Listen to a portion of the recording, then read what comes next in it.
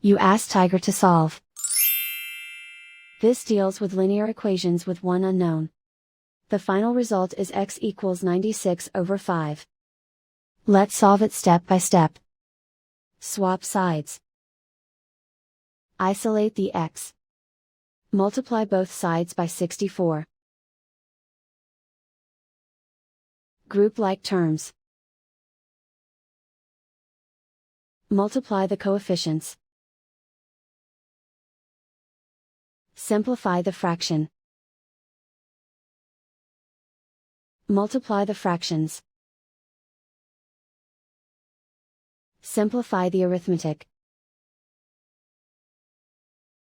And so the final result is x equals 96 over 5.